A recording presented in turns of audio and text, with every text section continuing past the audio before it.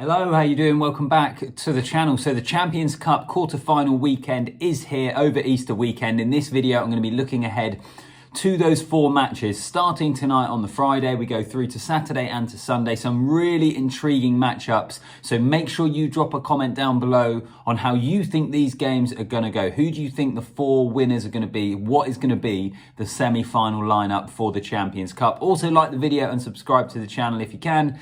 And all right, let's get into it. So these are the fixtures this weekend, starting tonight. I'm putting this out on Friday morning. So Friday night, it's Leinster against Leicester in Dublin. Two games on Saturday, Toulouse hosting the Sharks and Exeter against the Stormers in the later kickoff. And then on Sunday, it's La Rochelle against Saracens. So as I said in the intro, four intriguing games, I think. I'm going to start off with that Friday game, Leinster against Leicester. I mean, Leinster are probably anyone you speak to would probably have Leinster amongst their favourites, wouldn't they? I mean, some people might favour La Rochelle as defending champions or one of the South African teams potentially because we know how dangerous they can be.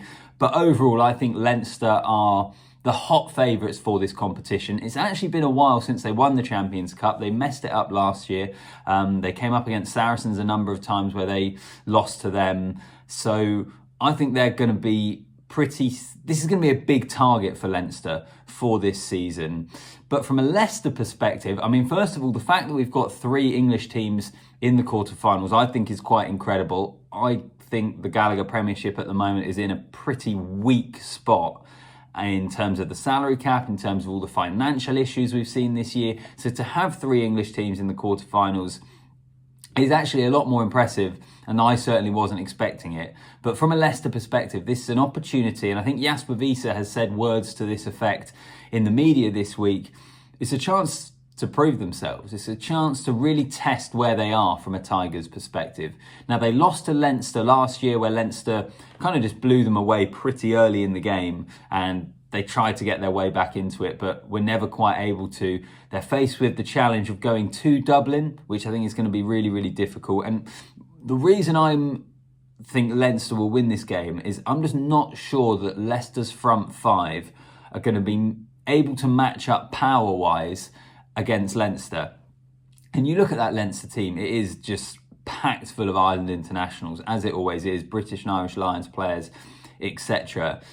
But yeah, I just think the power in that front five is going to be too much for Leinster. I think the back row could be competitive. I like the look of what Leicester and Leinster have both named there. And also the back three of Leicester in terms of Anthony Watson, Mike Brown and Freddie Stewart, who's playing on the wing, I think is a smart selection from Richard Wigglesworth to be able to deal with the aerial bombardment that could come their way in Dublin. So I like the look of the back three. I like this Leicester side. I think they've been really impressive, in fact, since Steve Borthwick left for England, and Wigglesworth has kind of quietly just started doing a really brilliant job with them. But overall, I think Leinster will win this game, but you can drop a comment down below and tell me if you think otherwise. But yeah, I think in the end it will be a relatively comfortable Leinster win, but it's a great opportunity for Leicester, particularly with the fact that they look pretty good for a top four spot in the Premiership. They will still have something to play for later this year, which is quite the opposite, I think, when I get onto Exeter shortly. But next up, it's Toulouse against the Sharks.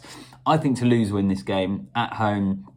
They are, as I say, one of the sides I think that could trouble Leinster. I don't know if I mentioned them actually just now, did I, when I said about who could trouble Leinster? Toulouse definitely are up there.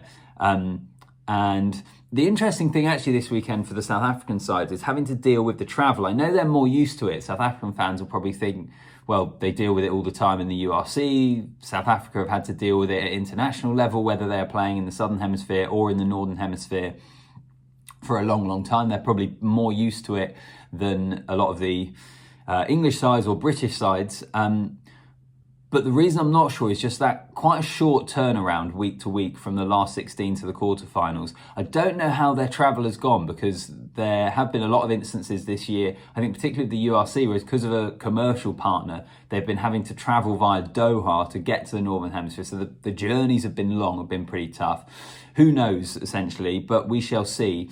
I reckon Toulouse win this fairly easily, but there have been some comments on my last video when I was looking back on the last 16 of South African fans suggesting they think the Sharks could do it. They've kind of suggested that the Sharks are disorganised but dangerous. Is that a fair reflection? Those of you that know the Sharks pretty well, Sharks fans, let me know in the comments down below. And they did put a load of points on Munster, also got quite a lot of points scored on them as well at home in the last round, but I just think Toulouse are a better outfit than Munster. They're at home. I think Toulouse get the job done.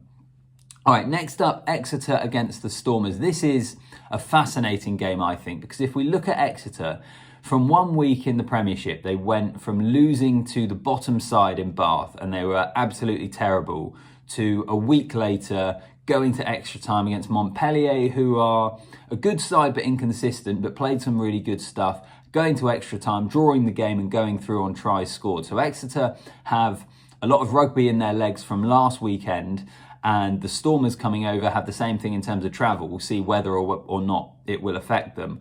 But Exeter are a hard side really to predict. And going back to what I said about how Leicester have something to play for, I don't think Exeter do anymore really in terms of the top four. It's very unlikely they will get into the playoffs at the end of the year in the Premiership. So this is it. And in fact, even winning this game, if they lose in the semi-final of Europe, wherever that may be, whether they're at home, particularly if they're away, then they can probably look back at the season and with more positivity. But if they lose this game, then it's probably a pretty disappointing campaign, I think, for Exeter. And it's also the final chance for a lot of players. If you think of some of the players that are leaving this team, in terms of Jack Nowell, I don't think it's been announced yet, but the rumours are out there. I'm pretty sure he's leaving. Luke Cowan-Dickie, Sam Simmons. There are other guys as well who have played together and been friends for a long, long time. This is their last chance. It's kind of like one last dance sort of territory, really, for the Exeter Chiefs. I just wonder whether that could have some sort of galvanising effect. It's funny the sort of impact these things can have on a game. So Exeter and Stormers, I find it a really difficult game to predict, but I am going to go for the South African side for one main reason, really. First of all, I do really like the Stormers. I think they're a very, very good side. I love the job that John Dobson has been doing there. But I just remember how they were able to peak towards the ends of last year, particularly in that URC, beating Leinster, going into that final and getting the job done as well. They've shown an ability to do that. So I think the Stormers will have just enough, partly as well because Exeter have been inconsistent this year. So I'm going for the Stormers. On to the last game, La Rochelle, defending champions against Saracens. La Rochelle were poor against Gloucester last week, and they were given a massive scare against another side that have been really inconsistent and actually on quite poor form recently in the Premiership.